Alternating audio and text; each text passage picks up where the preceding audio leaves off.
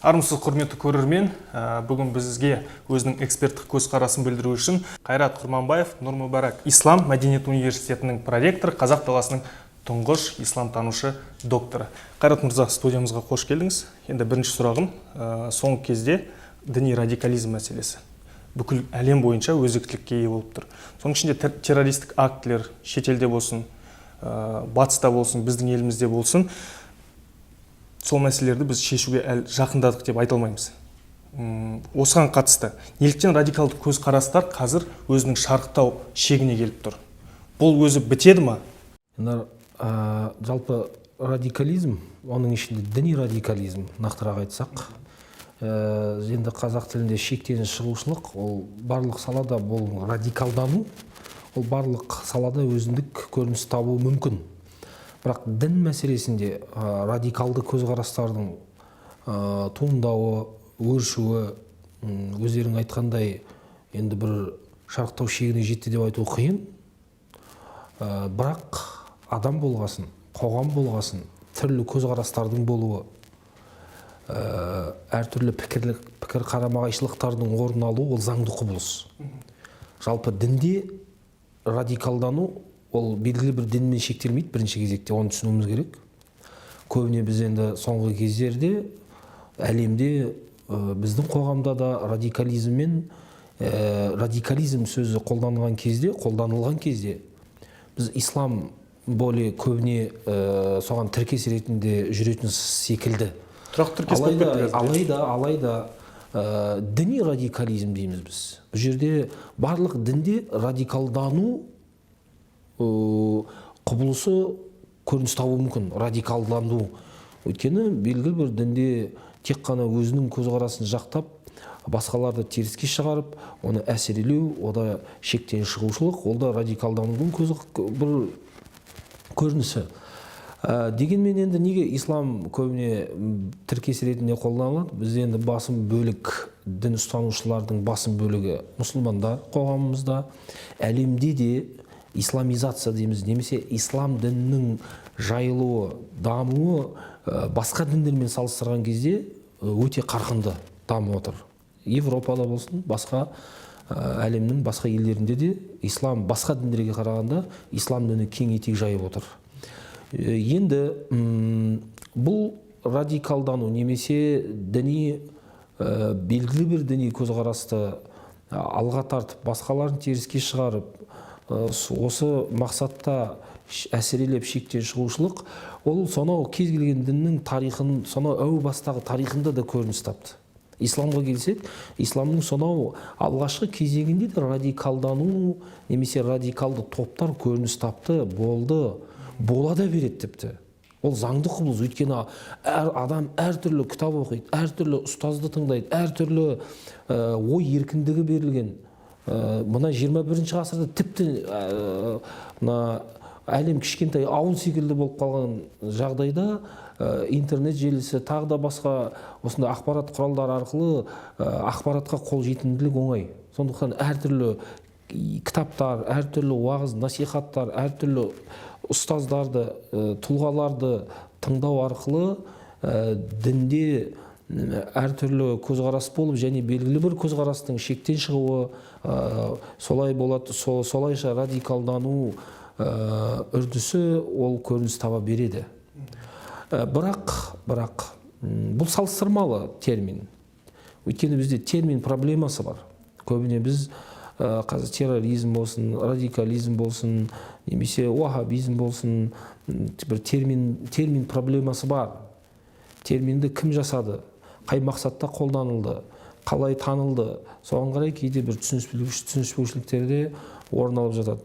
Сондықтан енді біз кейбір бұл салыстырмалы дегенде қалай? Мысалы, қарапайым мұсылман өзінің күнделікті діни салт жоралғыларын орындап жүрген қарапайым мұсылман кейбір дінді мүлдем білмейтін адамның көзқарасында ол радикал болуы мүмкін. Мысалға, немесе кейбір көзі ашық адамдар да дінді жете түсінбеген, діндің практикалық қырын орындамайтын кейбір мұсылмандар намаз оқыған, шамалы діннің кейбір талаптарын орындауға тырысқан қарапайым мұсылманның өзін радикал деп бағалауы мүмкін. Немесе кейбір тіпті ондай бар, кейбір біздің ауылдық жерлерде жай қарапайым мұсылманды уахабист дейді, мысалға. Көрдіңіз ба? Бұл кімге баға беріп отыр? Сол проблема бұл жерде. Кім кімге баға беріп отыр? Осы мәселеде біз сақ болуымыз керек, өйткені бұл көрдіңіз, термин әркімнің қолданысында әртүрлі бұрмалануы мүмкін, қолданыс табуы мүмкін. Сондықтан енді бірақ жалпы осы біздің соңғы дін туралы заңымызға бірқатар өзгерістер мен толықтырулар енгізілген кезде осы діни радикализм терминіне анықтама берілді. Оның өзі бірнеше мәрте талқыланды, бірнеше мәрте қарастырылды. Өйткені біз анықтама бергеннен кейін, оған түсіндірме бергеннен кейін, ертең жай қарапайым мұсылман радикал қатарына кіріп кетпеуі керек. Радикал деген кім? Қандай тұлға ол? Қандай адам радикал болады? Қандай бағыт радикализммен сипатталады? Осы жерде бір мұқияттылық керек. Және жалпы халыққа осы терминдер, терроризм, радикализм, бұлар объективті түрде түсіндірілу керек. Қандай оның өлшемдері нақты берілу керек. Өйткені айтып өткеніміздей, әркім әртүрлі қолданысқа қолданып, бұны әртүрлі қолданыста қолданып, кейбір дұрыс ортада тағы да түсініспеушіліктер болып, осындай келеңсіз жайттарға жол берілуі мүмкін. Жалпы діни радикализм енді айтқанымыздай, бұның адамның өзінің табиғаты, қоғамы, уақыты, оған өзіндік факторлар болуы мүмкін. Туған саяси, діни, түрлі тұлғалық, түрлі факторлар болады. Тарихта, ислам тарихында да діни саяси себептермен радикалды топтар шықты. Мысалы, белгілі бір көзқарастары бар, арнайы бағыттар шықты. Қазіргі кезеңде де дінді қате түсіну, діни сауаттылықтың төмендігі деп айтады. Негізді бұл діни сауаттылықтың төмендігі деп айту қиын. Өйткені шетелде, Сауд Арабиясында жылдар бойы оқыған кейбір сауатты жігіттердің өзінен радикалды көзқарастарды көруге болады. Сондықтан діни сауатсыздық деп көп қолданылады.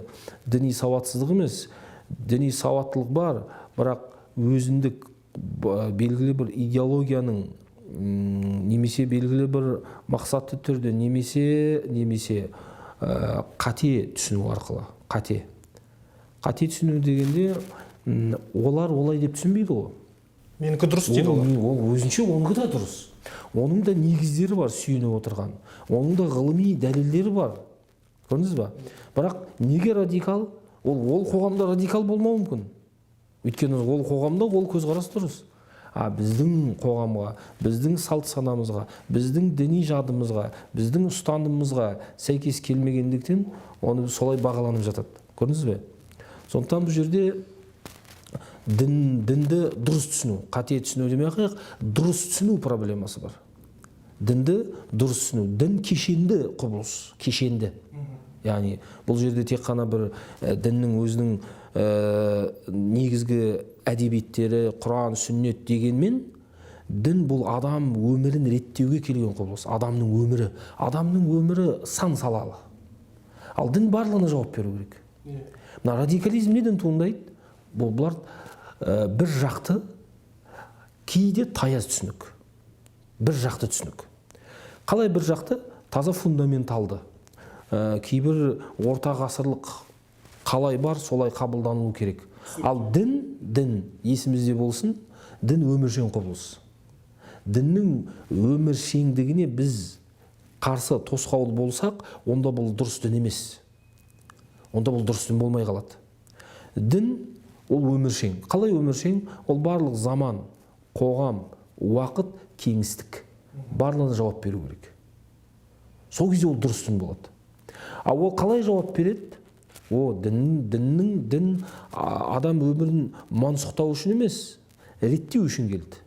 Біздегі радикал топтар не барлығы мансұқтайды. салт дәстүрің бар ма, қоғамдағы даму, өркениет, тағы басқа құбылыстардың барлығы мансұқтайды, яғни жоққа шығарады, теріске шығарады. Дін әсілінде теріске шығару үшін келмеген. Өйткені ол діннің тарихынан біз көреміз. Исламды алатын болсақ, пайғамбарымыз дінді алып келген кезде арабтың салт санасындағы бар кейбір дүниелерді қалдырды. Арабтардың тіпті діни рәсімдер де сақталып қалды, керек десеңіз. Киім үлгісін де қалдырды. Кейбір тіпті Сафа мен Марвада екі пұтты қойып жүгіріп жүрген арабтар сол кезде исламға дейінгі қоғамда рәсімдерін жойған жоқ, мазмұнын өзгертті. Ибрахимнің пайғамбар Ибрахим алейхиссаламның рәсімі деп, оны сол заманнан қалған бір діни рәсім ретінде оны қалдырып, мазмұнын өзгертті. Рәсім қалды. Сол қажылыққа барғанда Сафа мен Марва арасында жүгіреді арабтар мысалы. Мұсылмандар қажылық рәсімін өтеу мақсатында. Ал бұрын исламға дейін болған еді мысалға. Қағба ол исламға дейін болды мысалға. Ол сақталды, қалды. Кейбір айт мерекелерді исламға дейін еврей халық тойлап жүрген мереке. Пайғамбар мансұқтаған жоқ. Мазмұнын өзгертті, мағынасын өзгертті, мақсатын өзгертті. Бірақ неге? Өйткені көпшілік түсінбеуі мүмкін, салт санаға сіңген дүниелерді бірден жою, тыйым салу ол қиын дүние.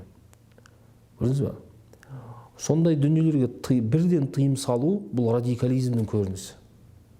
Бірден кез келген нәрсені тыю, тыю неден? Бидғат, ширк, харам деген діни терминдерді қолдана отырып, халықтың салт санасына сіңген, ғұрпына айналған кейбір дүниелерді бірден мансұқтап, жоққа шығарып, тыйғысы келеді. Бұл радикалдықтың алғы шарттары. Көрдіңіз ба? Жоқ. Пайғамбар қалай істеді? Құран қалай істеді? Құран бірден тыйды ма? Арабтардың салт санасына, қанына сіңіп кеткен ішімдікті бірден тыйды ма? Уақытымен тыйды. Оған қатысты бір емес 3 аят бар, соңғы аятында тыйды. Бірден емес. Пайғамбар да меккелік кезеңінде көп дүниелер айтқан жоқ. Тек қана бір Аллаға имандайды болды. Халықты бірінші кезектегі шақырылатын, бірінші кезекте қажетті болған дүниелерді айтты. Содан кейін барып біраз халықтың салт санасы, түсінігі, діни санасы қалыптаса бастағаннан кейін барып діннің кейбір талаптарын айта бастады. Көрдіңіз ба? Бұл оған уақыт керек болды, оған даналық керек болды, барлығына. Ал радикализмде жоқ. Радикализм бұл пайғамбардың ұстанымына, жолына, пайғамбар салтына қайшы. Олар не? Бірден барлығын өзгертіп, тыйып, жойып, өзгеріс жасағысы келеді. Көрдіңіз ба? Бұл біріншіден бір жақты ойлаудың жемісі, бір жақты ойлағаннан кейін адам солай түсінеді. Жан жақты қоғам, заман, уақытты ескерген болса адам, ол кезде бұндай шектен шығушылыққа, ортадағы проблемалардың туындауына жол бермес еді.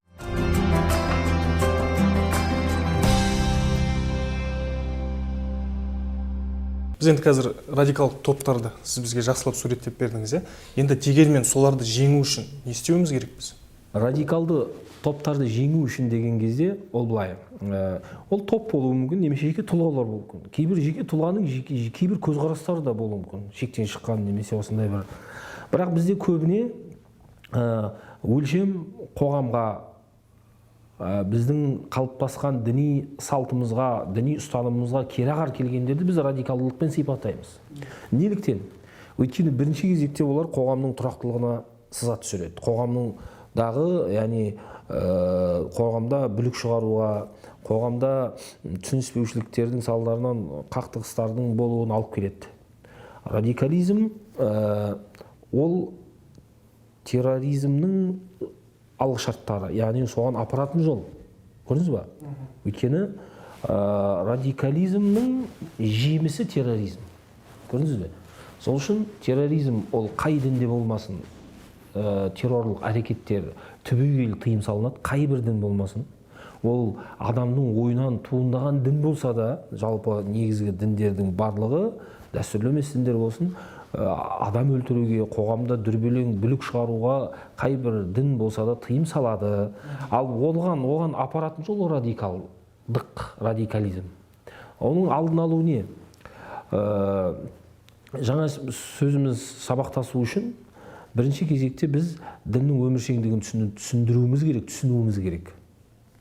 Дін яғни ол біреудің жеке меншігі емес.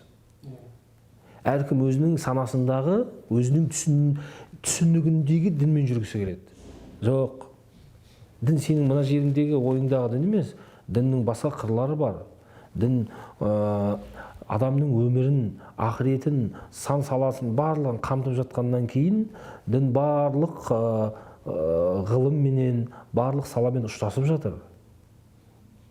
Сен өміріңнің барлық жағдаяттарына дін жауап бере білу керек, сұрақтарыңа жауап бере білу керек. Сол үшін енді көп мәселелер бар, бірақ менің түсінігімде бірінші кезекте біз дұрыс дінді түсіндіре білуіміз керек. Діннің мазмұнын түсіндіруіміз керек, формасын емес.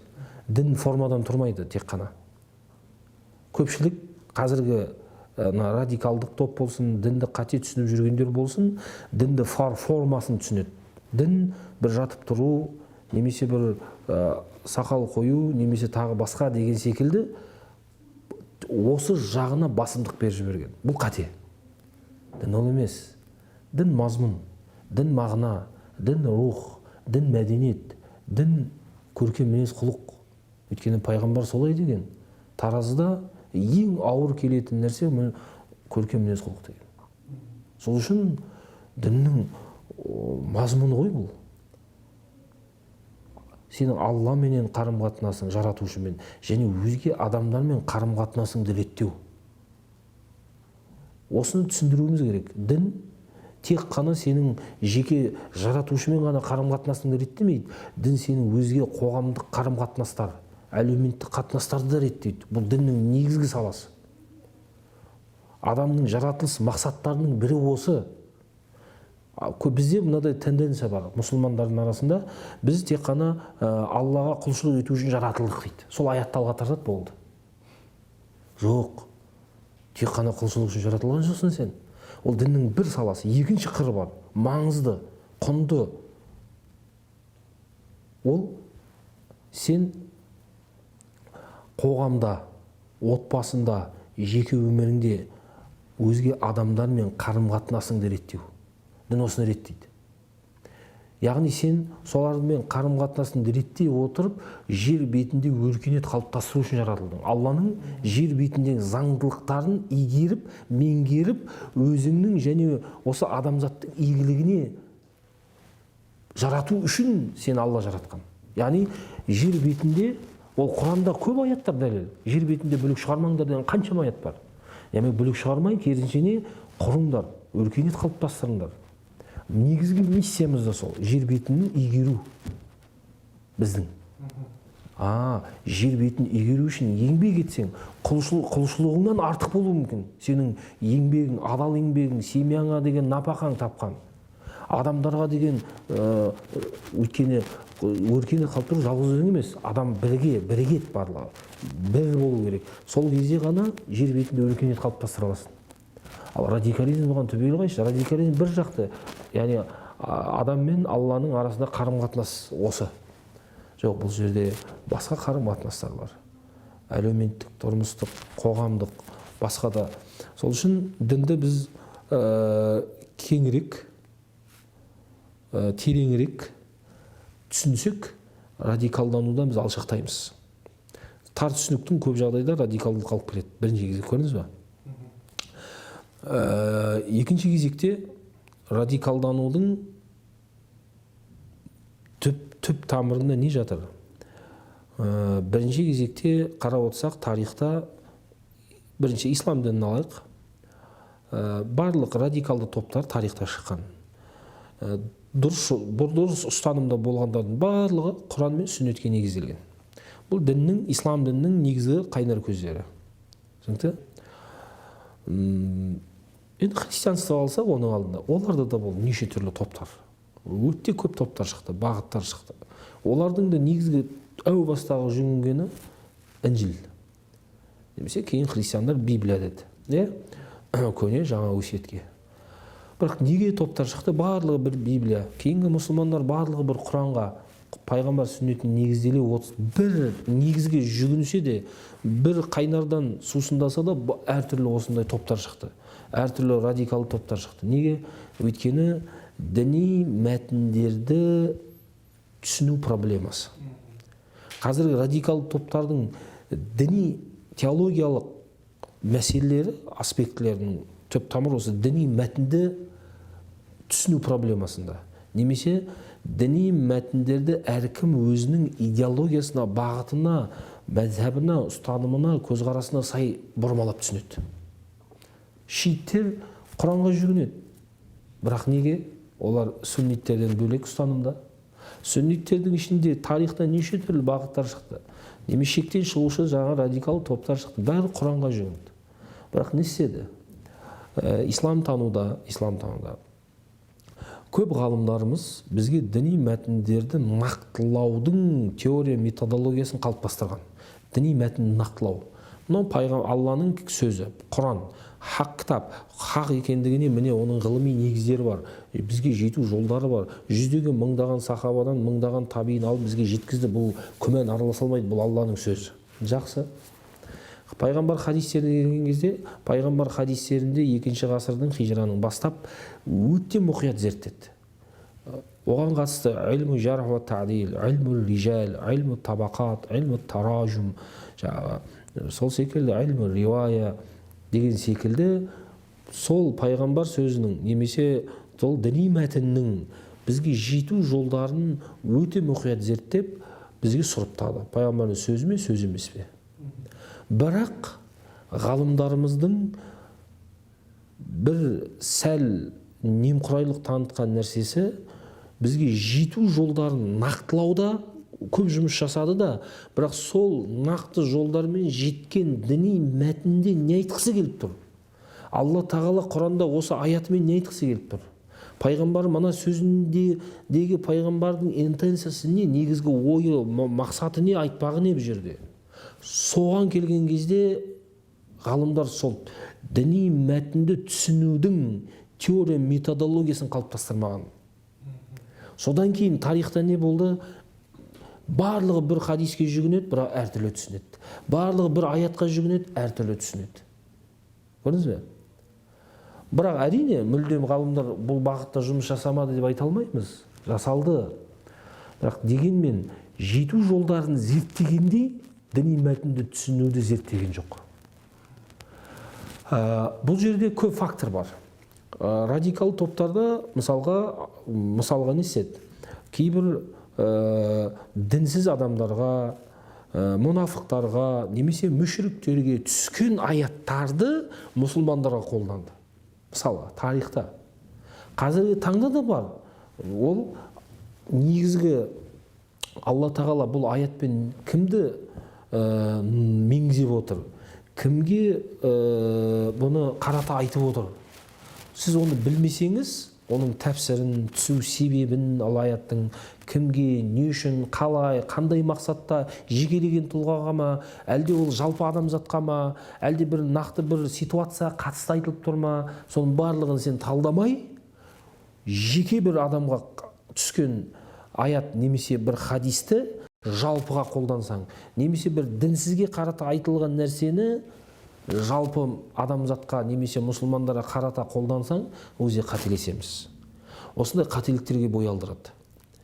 Өйткені әхлі сүнна уәл жамаа дейтін бізде ұғым бар ислам дінінде.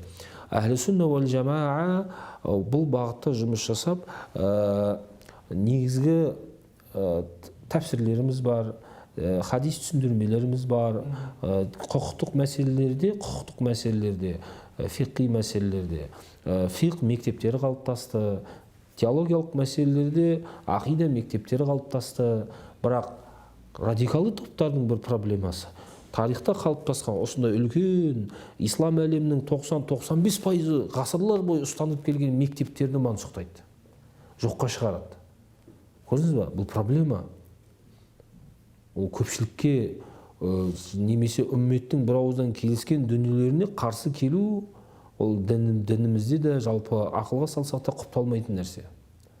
Ол пайғамбардың өзі оған тыйым салып отыр.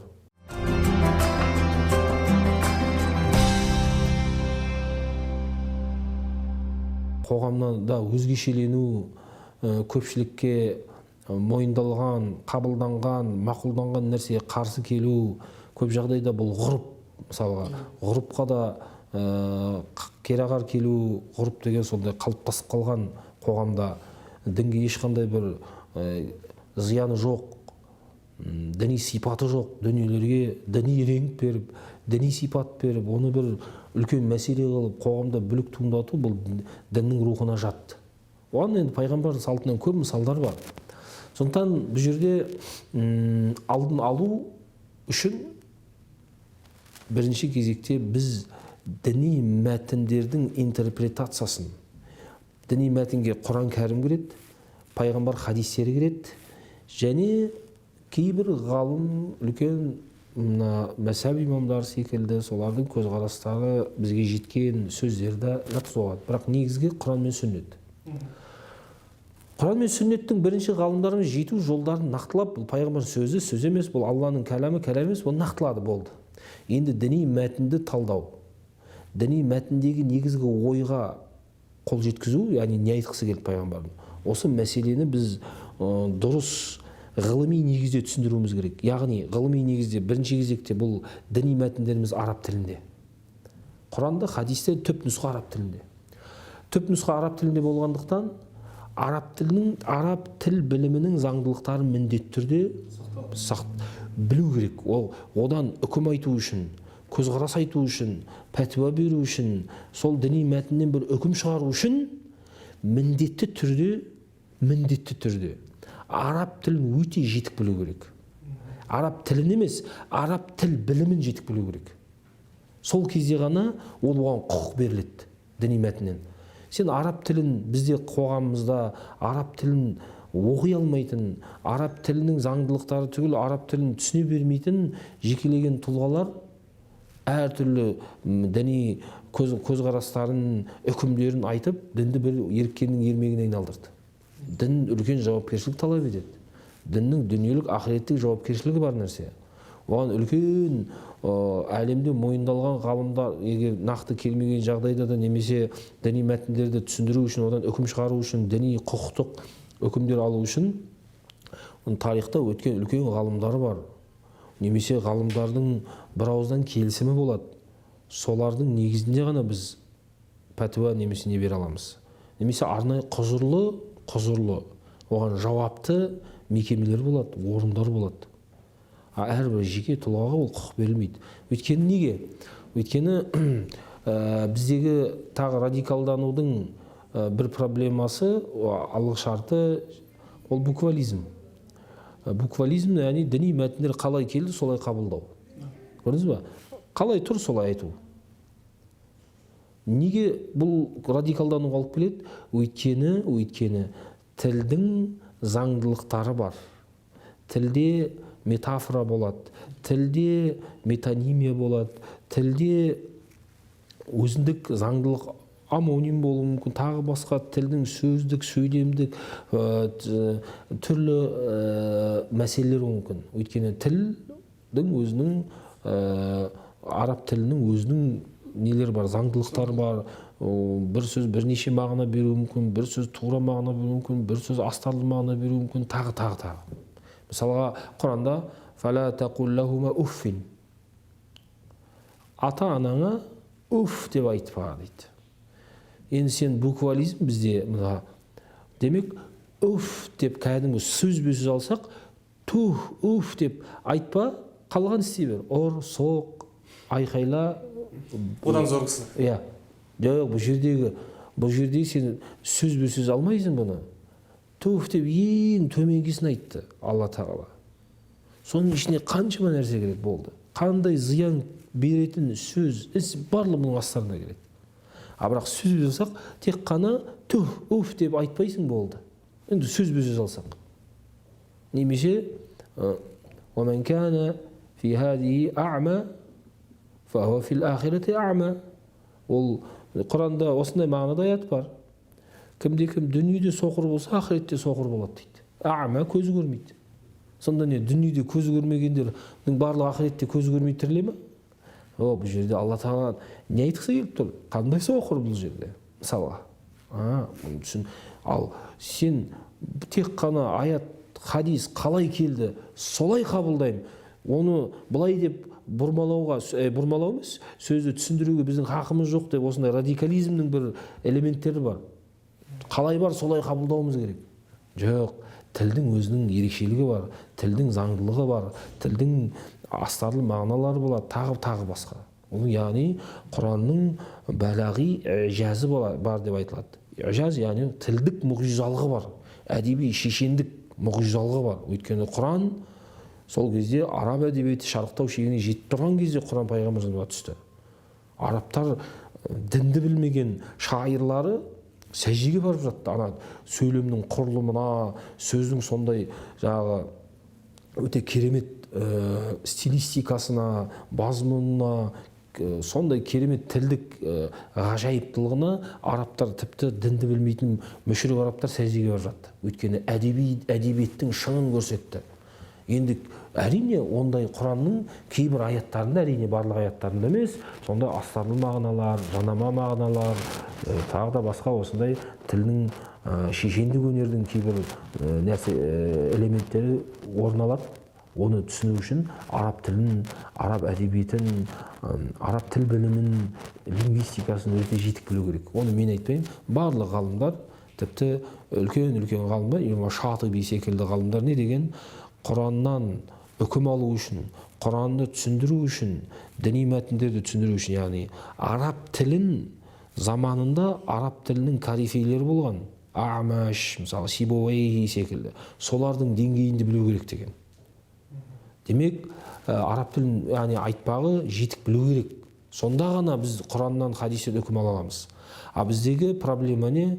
Араб тілін білмейтін, Құранның аудармасын оқып алып, түрлі пәтуа айтып, түрлі көзқарасын айтып, дінді бір жай бос нәрсе секілді қарап, ойыншық секілді халықты адастырып, саналарын сан жаққа жүгіртіп, түрлі үкімдер шығарып, көпірлікке шығарып, айыптап, бір-бірін осындай бір келеңсіз жағдайлар бар.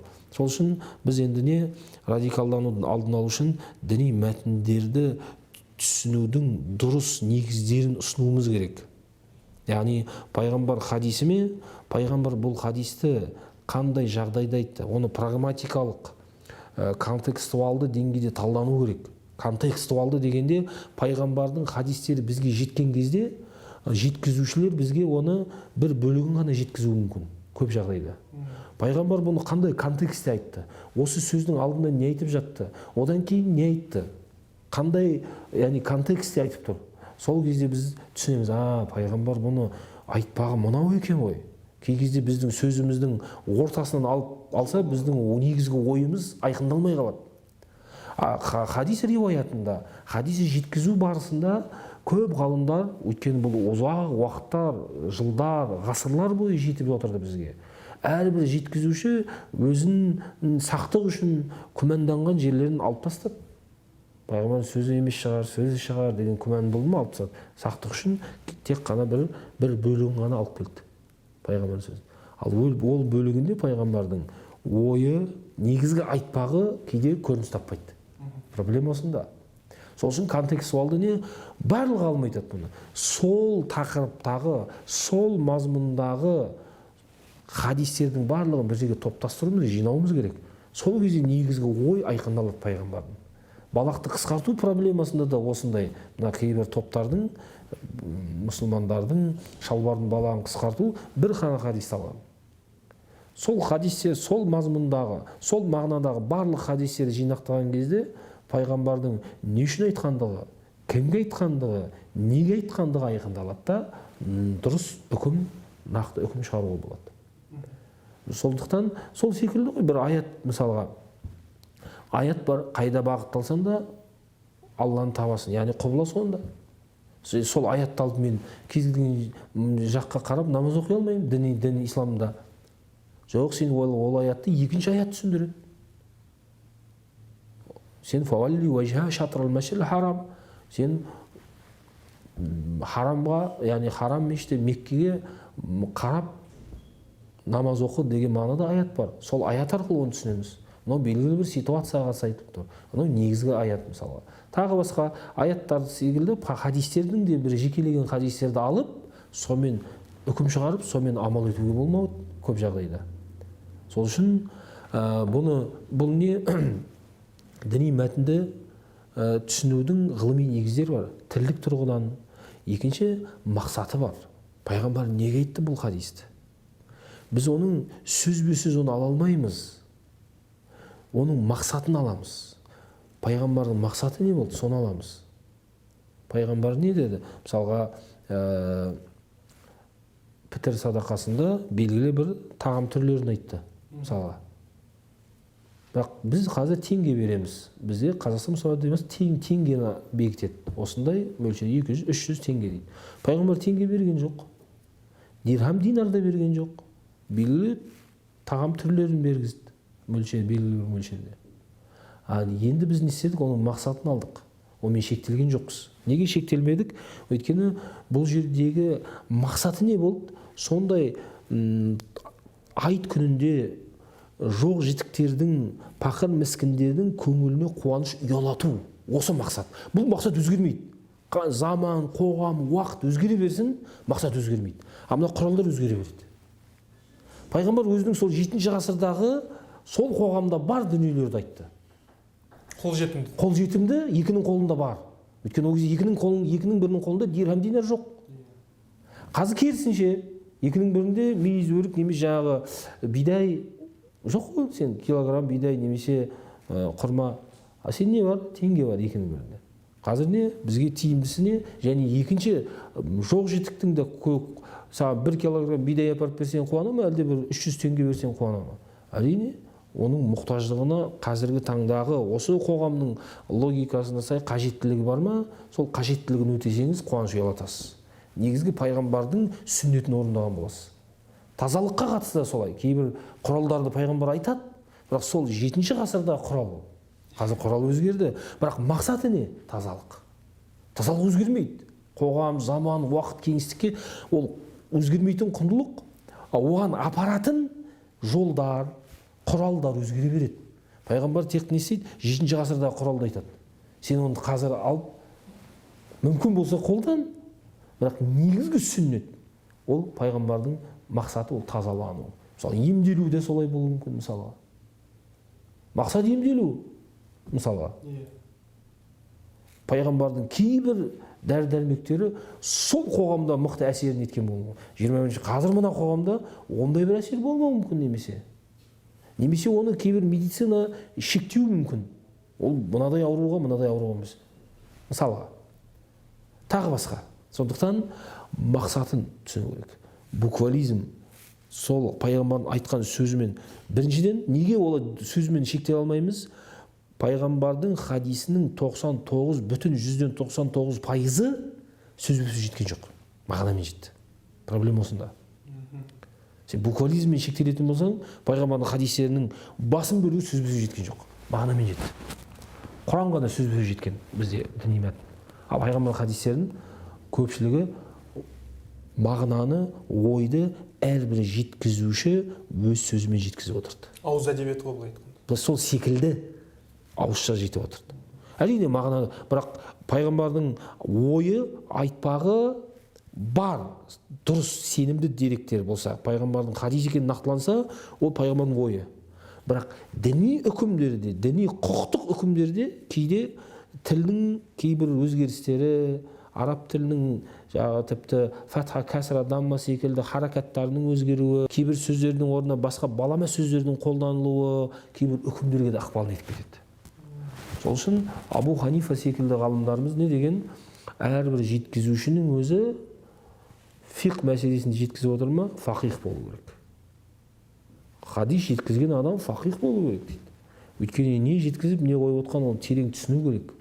Басқа балама сөзді қолданған күннің өзінде пайғамбардың негізгі ойын, негізгі айтқан үкімнен ауытқымайтындай дәрежеде болу керек.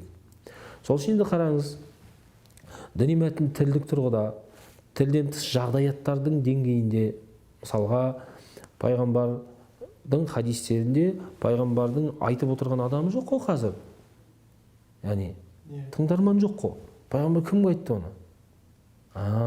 Тыңдарманға қарай, айтушыға қарай, сол кезеңге, сол ауанына қарай діни мәтін немесе кез келген мәтіннің мағынасы өзгереді. Көрдіңіз бе? Ауаны, тыңдарманы, айтушы. Өйткені бір тыңдарман, ол тыңдаған адам сол хадисті. Мысалға, одан өзінше бір ой түйеді. Екінші адам өзінше ой түйеді. Екеуі екі сөйле жеткізуі мүмкін, мысалға. Көрдіңіз бе? Өйткені әркімнің сол моменттегі күй жайы, психологиясы, сол кездегі қабілеті, деңгейі бәрі сол мәтіннің түсінілуіне ықпал етеді. Сондықтан бұл жерде көпшілігі түсінбеуі мүмкін. Негізінде мына радикализмде болсын, діни мәтіндерді дұрыс түсінбеуден орын алады барлығы. Құранды, хадисті дұрыс түсінбеуден радикалданады. Сол үшін оның алдын алу үшін діни мәтіндерді ғылыми негізде біз түсіндіре білуіміз керек. Пайғамбар хадистері кімге айтылды, неге айтылды, не үшін айтылды, қандай мақсатта айтылды, сондай критерийлерден өткізсек, сол кезде айқындала бастайды. Сол кезде ол түсінеді, олай емес, былай екен. Өйткені оларда не? Бітті. Бұхариде келген болды. Бүкіл дінді Бұхаридің кітабымен шектейді. Ол да қате. Оның сыртында ондаған, жүздеген хадис кітаптары бар. Ол жерде қаншама хадистер бар.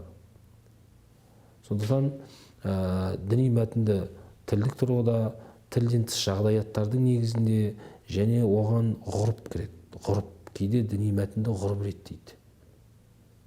Ғұрыпқа сай біз түсінуіміз керек болады. Өйткені ғұрып ол сол белгілі бір кезеңде, белгілі бір қоғамда қалыптасып қалған бір іс, әрекет, сөз. Мысалға, ант ішкенде де, мысалға, мен ет жемеймін деп ант іштім, мысалға. Бірақ алдында балық жедім. Антым бұзылды ма, бұзылған жоқ па? Өйткені дінде антты бұзу. Оның кәффараты бар, оның құқықтық мәселелер туындайды. Ал енді мен ет жемеймін деп ант ішемін, бірақ балық жеймін.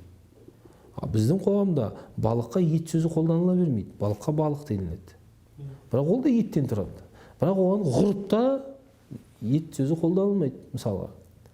Ет деген кезде ғұрыпта біздің санамызда қазіргі таңда малдың еті ғана айтылады да, мысалға. Мен ол кезде антымды бұзған болмаймын, мысалға. Біздің ғұрыпта, қазіргі уақытта жерде, мысалға.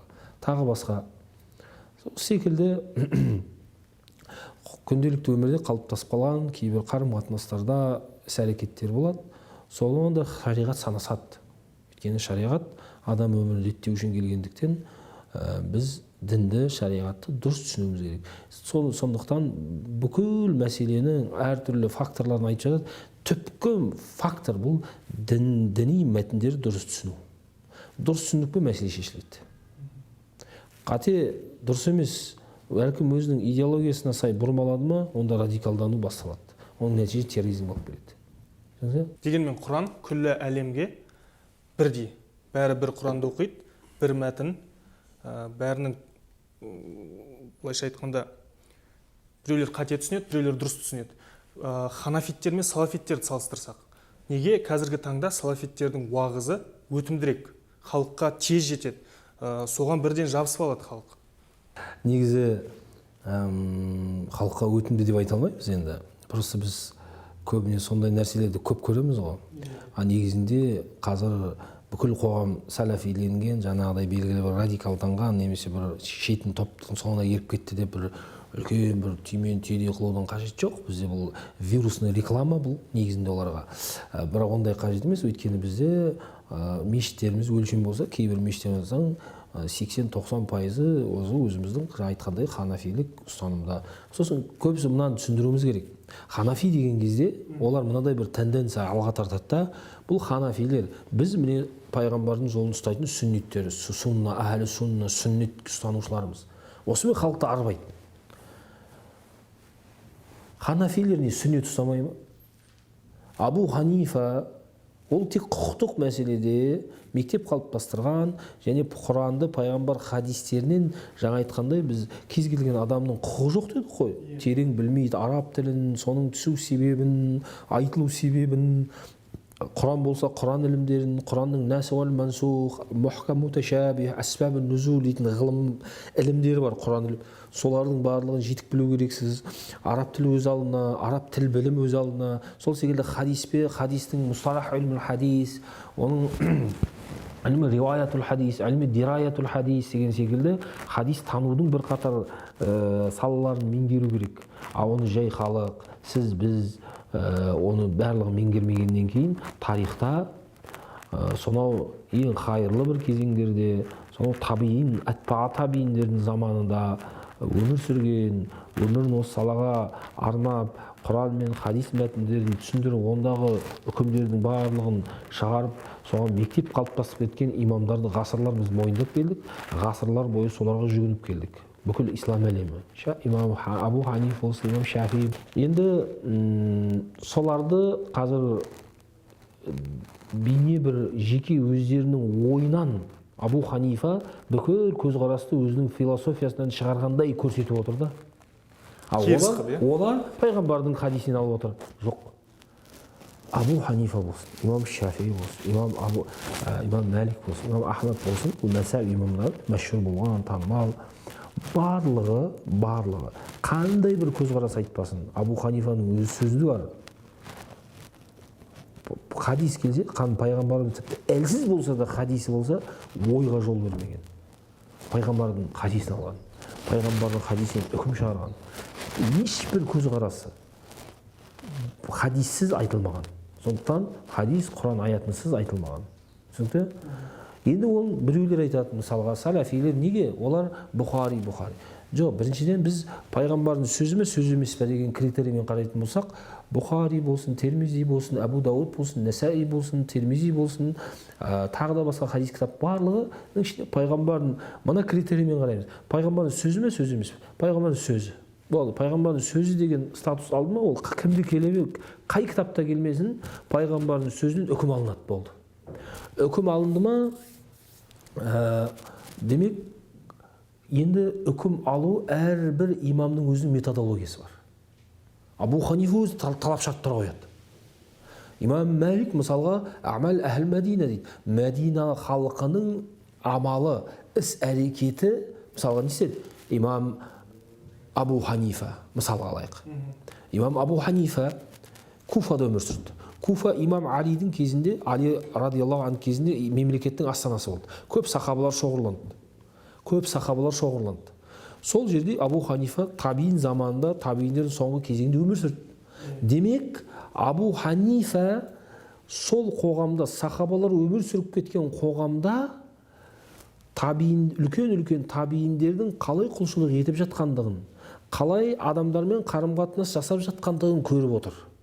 Яғни сөзбен емес, іспен пайғамбардың сүннеті жалғасын тауып отыр. Ұзақ уақыт өтпеген жоқ қой, өйткені пайғамбар заман сахабалардың ең соңғы буынын Абу Ханифалар көрді. Қараңыз. Демек, үлкен табииндер мен соңғы буын сахабаларды көрген Абу Ханифа олардың қалай намаз оққандығын, қалай құлшылық ғибадат қылғандығын көзбен көріп тұр. Енді не? Бұл амали, практикалық сүннетті көріп тұр Абу Ханифа. Мына жақтан бір хадис келсе, ахат жолмен, Абу Ханифа оны алмайды, сахих бола берсін. Өйткені мына жақта оның өзінің көріп тұрғаны бар. Демек, мына жүздеген табииндар, сахабалардың көзін көрген табииндердің барлығы осылай орындап жатыр. Демек, бұның нақтырақ, бір адамның жеткізген риwayатынан гөрі, мынау оған негіз болады да, ол хадисті алмауы мүмкін. Көрдіңіз бе? Абу Ханифа ол хадисін ізбен, мына жақта практикалық бір ғасыр уақыт өте жалғасып келе жатқан бір сүннетті көріп тұр. Имам Малик те солай. Ол енді Абу Ханифа сәл кейінірек келді, мәдиналықтарды көрді. Мәдиналықтар қалай амал жасап жатты, қалай құлшылық жасап жатты, мәдиналықтар қалай қарым-қатынас сауда саттықтарында қалай істеп жатқанын көрді де, кейбір хадистерді негізге алмай, осы ісін негізге алды. Көрдіңіз бе? Сондықтан хадис сол заманның үрдісіне, амалына, іс әрекетіне қарай интерпретацияланып отырды. Түсінікті? Мысалға, сондықтан бұл жерде айтпағымыз діни мәтіндерді біз тілдік, прагматикалық, ғұрыптық, мақсаттық деңгейде талдау бар. Және біз сол имамдардың діни мәтінді түсінуде өзіндік методологиясы бар. Өзіндік әдіс тәсілдер бар, ол мәтінді алу алмаудағы, ол мәтіндерді үкім шығарып шығармаудағы. Сондықтан оның барлығын жете түсінбегеннен кейін, түсінбеген нәрсесіне жау кейбір адамдар, сөйтіп қоғамда кейбір түсініспеушіліктерге алып келеді. Әрине бұл терең түсінбеу, дінді зерттемеу, таяз түсінік, жан-жақты қарамау, үңілмеу, соның салдарынан осындай түсініспеушіліктер болады кейбір. Сондықтан енді былай жаңағы сұрағыңызға байланысты өтімділік дегенде бұндай бір өтімді деп айта алмаймын, бірақ енді жаңағы кейде діни мәтіндерді түсіндіру үшін жаңағыдай бір анализдер керек қой, ғұрыптық деңгейде, мақсаттық деңгейде түсіндірілу керек. Бірақ олар ондай жеңілді түсіндірмейді, қалай бар солай қабылдадық. Оңай. Олар оңай жол таңдағысы келеді. Енді оңай, бұның да қиындығы емес, қиындығы жоқ ғалымдар. Бірақ бұл жердегі оңай қалай бар солай қабылдасаңыз, сырт көзге оңай. Бірақ сен дінді бұрмалайсың, дінді қате түсінесің. Көзі жеткізгенде Бұхарide хадис тұр бітті. Ол хадис кімге айтылған, неге айтылған, не үшін айтылған, қалай айтылған деп сондай анализ жасауға олар бір ой, ол уже болмайды, өйтуге ол философия, ол басқа тағы сондай бір сылтаулар немесе негізсіз әңгімелер айтып, мынау жеңіл, міне қалай тұр солай. Дұрыс, қалай тұр солай, бірақ кейбір діни мәтіндерде оның мақсаты бар. Оның жаңа айтқандай теориялық, методологиялық негіздері бар, түсіндірілу керек. Түсінікті? Өйткені пайғамбар мысалы жақсы, Бұхариде пайғамбар Ибн Омар айтады, пайғамбар 4 мәрте омра жасады, ол біреуі Ражаб айында омра жасады дейді. Айша анамыз айтады, пайғамбар 4 мәрте жасады, мен 4-еуінің барлығында пайғамбар бірге болдым, бірақ еш уақытта Ражаб айында ол омра жасаған жоқ дейді. Екі хадис, екі сахи хадис бір қайшы келеді. Мысалы, ондай жағдаяттар көп. Мысалы, сондықтан ондай кезде көрдіңіз ба, ғылыми негіздер керек, ғылыми методологиялар керек. Бұл қалай түсінеміз? Екі қарама-қайшы келген дәрежелер бірдей хадистерді қалай түсінеміз деген кезде, көрдіңіз, діни мәтінді түсінудің негіздері керек болады.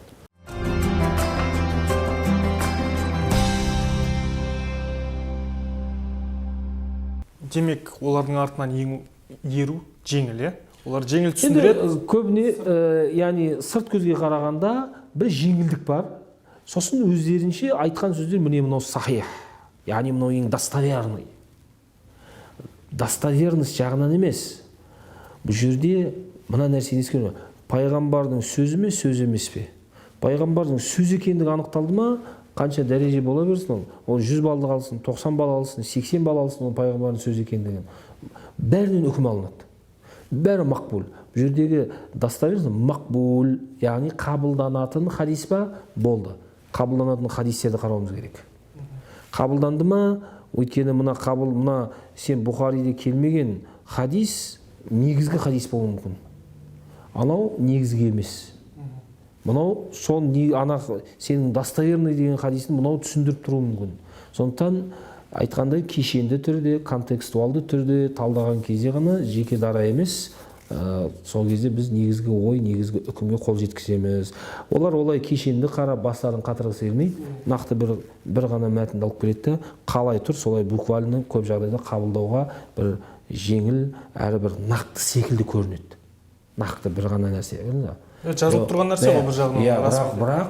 Бірақ оны біз түсіндіруіміз керек. Мысалға кез келген халық біздің заңымызды, кейбір заңнамаларын түсіне ме? Заңның тілі бар өзінің. Мысалға кейбір дін туралы заң болсын, тағы да басқа заңдарымыз бар, кодекстеріміз бар. Кез келген халық алып түсіне бермейді. Оған біз интерпретация жасауымыз керек. Кейбір заңгерлер түсіндіреді оны. Неге заңгерге жүгінесің? Заң туралы алып оқып алмайсың ба? Неге заңгерге жүгінесің? Демек ана сенің ішінде не айтқысы келіп тұрғанын түсіне алмауы мүмкін. Оның тілі бар, өзінің мазмұны бар. Сен заңгерге жүгінесің. Заңгер саған бәрін түсіндіреді. Сол секілді Құран хадис па? Жоқ, маманына жүгінесің.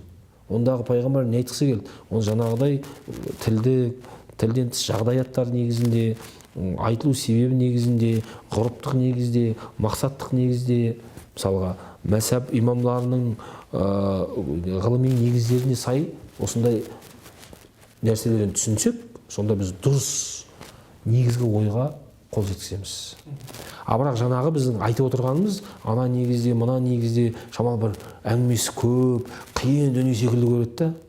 Негізі олай емес. Бірақ сырт көзге солай көрінгендіктен, көрдіңіз, оларға бір жеңіл секілді көрінеді, аналарға еріп кету. Рахмет жауабыңызға. Енді тағы бір сұрағым бар. Біздің қазақ қоғамында дін әрдайым болды, иә? Хандарымыздың кезінде де осы ислам дінін ұстандық біз. Дегенмен, соңғы осы тәуелсіздік алғалы бері біздің елімізде осындай радикалдық топтар салыстырмалы түрде неге көбейіп кетті? Енді бірқатар себептер бар. Жалпы дін айтқанымыздай, ол қазақ қоғамымыз барлық әлемде өзіндік дамуын тауып отыр кең. Қазіргі таңда енді біріншіден біз өзіміздің мына кеңестік идеология ыдырады. Содан кейін бізде кез келген қоғамды реттейтін бір жүйе болу керек. Белгілі бір кезеңде кеңестік идеология реттеді. Тәртібін орнатты, адамдарды белгілі бір тыйымдар болды. Бірақ ол ыдырағаннан кейін бізде бір белгілі бір кезеңде бір хаос болды. Жасыратыны жоқ, халық түсінбей қалды. Бұрынғы идеология жоқ, басын біріктіріп тәртіпке күшпен ұстап тұрған. Дін дейтін діннен де алыстап қалды біраз уақыт жылдар бойы. Соның кеңестік идеология салдарынан кейбір әдет ғұрыптарымызды да ұмыта бастағанбыз, тіліміз, мәдениетіміз. Сол кезде не істеді? Біздің өзіміздің табиғи жаратылысымыздан бар дінге деген сенім ол кез келген адамда бар. Өйткені ешбір адамзат, тарихта адамзат дінсіз дұрысты бұрысты, дінсіз өмір сүрмеген. Енді қазақ қоғамында дінсіз өмір сүре алған жоқ, дін келді. Оған біздің сол ата дініміз деп айтылатын, сонау ерте 8-ші ғасырдан бері даламызға жеткен ислам қайтадан бізге оралды. Бірақ баршамызға белгілі діни мамандардың жеткіліксіз болуы, жаңағыдай діни мәтіндерді түсіндіріп, тура жолды көрсетіп, бағыт-бағдар беретін аға буын дін мамандарының болмауы, мысалға. Жастардың шетелдерде әртүрлі білім ордаларында жекелеген жалпылама, өз бетімен кеткендер, мемлекеттің несімен бағдарламасы кеткендер болды. Әркім әр жақта оқыды, келіп өздерінің уағыз насихаттарын жүргізіп жатты. Оларға сараптама жасайтын, олардың дұрыс-бұрыстығын анықтайтын бізде өлшемдер болған жоқ, жасыратыны жоқ. Сол кезде 90-шы жылдардың ортасында мысалға өзімізде көрдік, түрлі уағыздар айтылып жатты. Бірақ оны ешкім ондай бір радикалды уағыз, ол бір қоғамға зиян тигізеді деп ешкім бағалай алған жоқ. Өйткені бағалайтындай мамандар бұл жеткіліксіз болды. Бірақ сол кезде бұлардың радикализмнің, кейбір салафизм секілді топтардың дәнегі сол кезде себілді. Көрдіңіз ба? Кейін кейбіреулері өздері егіп, кейін жеміс шыққан кезде өздері қорқып, кейін жеңіп кетті де, олардың шәкірттері, олардың өсірген өнімі қоғамда проблемаларға, осындай радикалды топтардың шығуына өз үлесін қосты. Көрдіңіз ба? Сондықтан бірден бір себеп сол кездегі біздің қазақ қоғамында бұның белең алуы. Кейбір елдерде, оның ішінде осы бірінші кезде Сауд Арабиясында оқыған жастардың сол кейбір көзқарастарды алып келуі. Олар қазір біз радикал емеспіз, олар соны екті. Бірақ өздері білмеген болуы мүмкін. Осындай бір жаңағыдай терактілерге алып келетіндігін. Өйткені теракт жасаған, осындай үлкен қоғамда проблема туындатқан, сол үшін қылмыстық жауапкершілікке тартылып, неде түрмеде отырған жігіттердің барлығы соларды көрсете алады. Бірақ олар өздері қазір жоқ. Болса да судан таза, сүттен ақ. Ондай адам емес. Ондай радикализмге уағыздамаған секілді өзін көрсетеді. Бірақ өздері қалай уағыздаған өздері де түсінбеген болуы мүмкін, түсінсе де қазір түсінбегендей болып жүрген болуы мүмкін.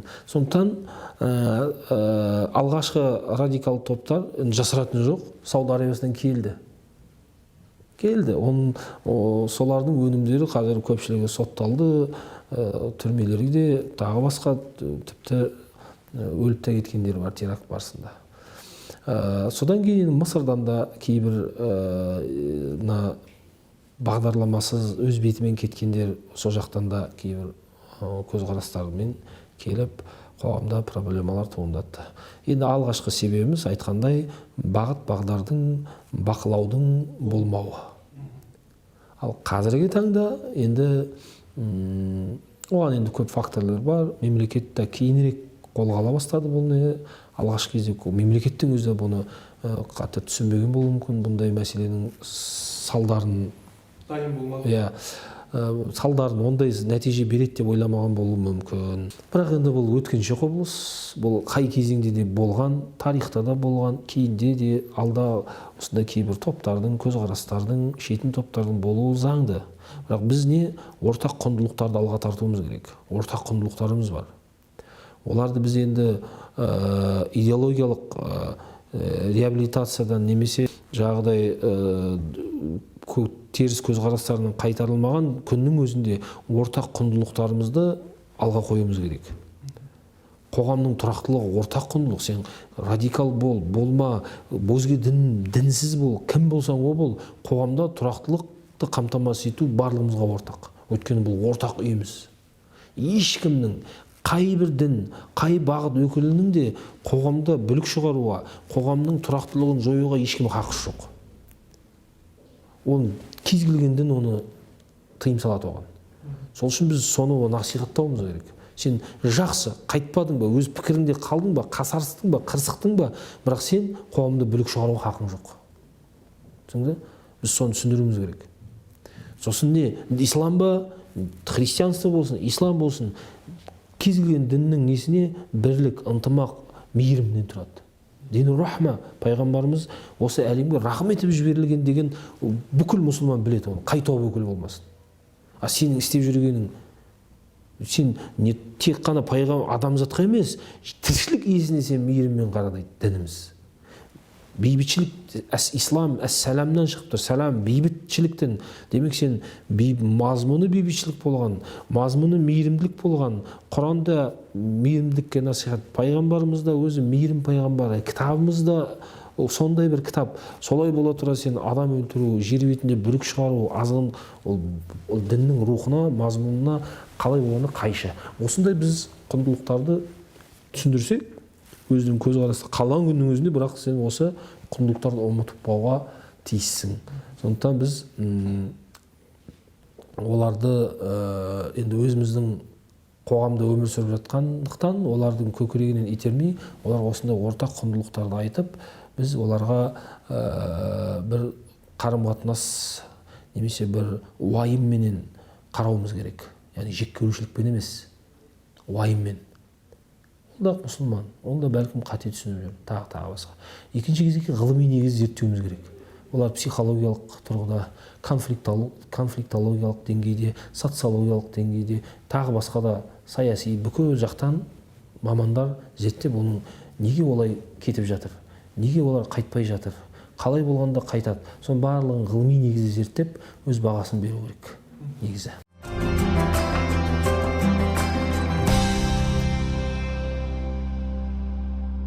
Сонымен қатар бізде қазір өзіміздің елімізде бірқатар жоғары оқу орындарында осы дінтану бойынша мамандықтар ашылып оқытылып жатыр.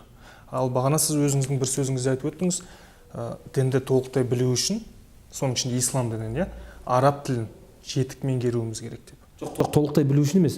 Толықтай білу деп айтып ол, бірақ менің ол жердегі айтқан мақсатым діни мәтіндерден үкім шығару, құқықтық, теологиялық үкім шығару үшін, белгілі бір үкім шығару үшін міндеттерді араб тілі, өйткені түпнұсқа араб тілінде. Үкім шығару үшін, мынау харам, мынау халал, мынау уәжіп, мынау сүннет, мынау мұстахаб, мынау рұқсат деген секілді белгілі бір шариғи құқықтық норма бекіту үшін, айқын, яғни мынау уәжіп деп айту үшін, мынау парыз деп айту үшін сен діни мәтіндерден аласың бұны.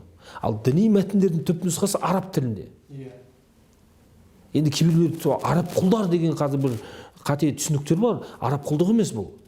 Бұл жерде үкім ортақ, бұл күл адамзатқа.